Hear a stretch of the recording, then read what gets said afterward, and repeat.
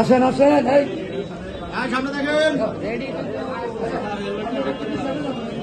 ও মাথা নিচু থাক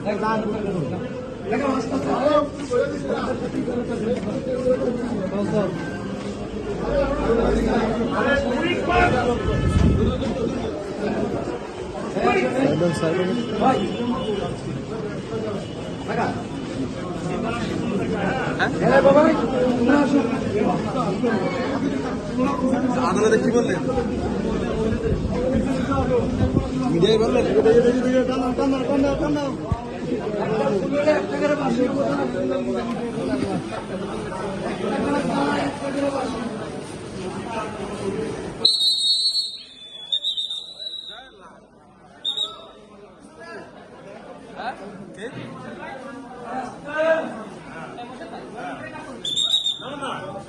জানেন যে বাংলাদেশের কিডনি রোগের জন্য আলোচিত একটি হসপিটাল, সেটা হলো সিকেডি, এটা centre for kidney disease and urology হাসপাতাল। এটা শ্যামলীতে অবস্থিত এবং এই হাসপাতালটা চালাচ্ছেন ডাক্তার কামরুল ইসলাম। এবং এটা বাংলাদেশের একমাত্র হসপিটাল যে হসপিটালে কিডনি রোগীদেরকে বিনামূল্যে চিকিৎসা দেওয়া হয়।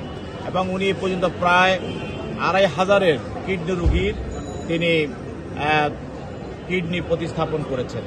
এবং ওই হসপিটালে সাধারণত কিডনি রোগীদের যে ডায়ালিসিস করা হয় সেটাও তিনি বিনামূল্যে করাচ্ছেন। এমন একটি জনহিতকর কাজ, এটা শুধু বাংলাদেশে না, সারা পৃথিবীতে আমি বলবো যে এটা বিরল। এই হসপিটালের বিরুদ্ধে বিভিন্ন ধরনের ষড়যন্ত্র হচ্ছিল, সেই হিসাবে কয়েকজন আসামি, সেটা হলো মাইনুদ্দিন, আপনার নাম শুনেছেন, শেখ মাইনুদ্দিনের নেতৃত্বে তার একটা গ্রুপ সেখানে দীর্ঘদিন যাবৎ এই হসপিটালে বিভিন্নভাবে চাঁদা দাবি করে আসছে এবং সেখানে তারা বিভিন্ন ধরনের সাপ্লাই করার দেওয়ার এবং বিভিন্নভাবে তাকে হয়রানি করার বিভিন্ন ধরনের তারা পায়তারা করে আসছে।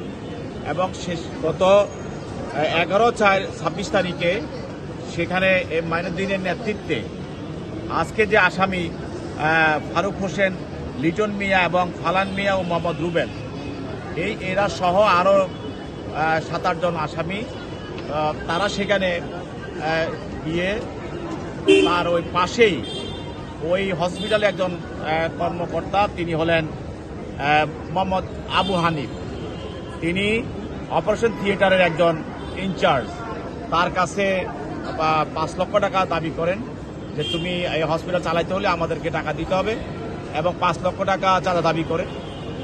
পরবর্তীতে তিনি ওই এলাকায় তারা একটা মোব সৃষ্টি করে এবং হসপিটালের সামনে তারা বিভিন্ন ধরনের গালিগালাজ এবং সে হসপিটালের যে মালিক এবং সে সুনামধন্য যে ডাক্তার কামরুল ইসলামের নামে বিভিন্ন ধরনের অকথ্য ভাষা গালাগালি করে এবং তার পিঠের চামড়া তুলে নেবে, এই ধরনের তারা সেখানে স্লোগান দেয়। তার পরবর্তীতে এগুলো দিয়ে তারা সেখানে জনগণ উপস্থিত হলে তারা সেখান থেকে পালিয়ে যায়। পরবর্তীতে কর্মকর্তা আবু হানিফ থানায় মামলা দায়ের করেন এবং দায়ের করার পরে এবং মাইনুদ্দিন সহ তারা অনেকের বিরুদ্ধে মামলা দায়ের করেন। তার মধ্যে তাদের সন্দিগ্ধ 4 জনকে আজকে গ্রেপ্তার করা হয়। এই 4 জনকে গ্রেপ্তার করে আজকে তদন্তকারী কর্মকর্তা আদালতে উপস্থাপন করে 7 দিনের রিমান্ড প্রার্থনা করেন। এবং এই 7 দিনের রিমান্ড প্রার্থনা করার তার পক্ষে তারা আইনজীবী ছিল, আইনজীবীরা তারা বক্তব্য রাখেন এবং আদালতের জিজ্ঞাসাবাদে একজন আসামি তিনি স্বীকার করেন যে তিনি এই হসপিটাল লগে সম্পৃক্ত আছেন। অতএব এরা যে এই হসপিটাল সম্পৃক্ত সেটাও একজন আসামি আজকে আদালতে সেটা স্বীকৃতি দিয়েছেন। অতএব আমরা এই পরিস্থিতিতে সরকারের উচ্চ মহল থেকে এটাকে দমন করার জন্য এবং এই আসামিদেরকে অনতিবিলম্বে গ্রেপ্তার করার জন্য তাদের বিভিন্ন ধরনের পদক্ষেপ নেওয়া হয়। সরকার এই বিষয়টাকে খুব সিরিয়াসলি নিয়েছে এবং 7 দিনের রিমান্ড যে প্রার্থনা করা হয়, বিজ্ঞ আদালত 4 দিনের রিমান্ড মঞ্জুর করে তাদেরকে জিজ্ঞাসাবাদ করার জন্য তদন্তকারী কর্মকর্তার কাছে হস্তান্তর করে।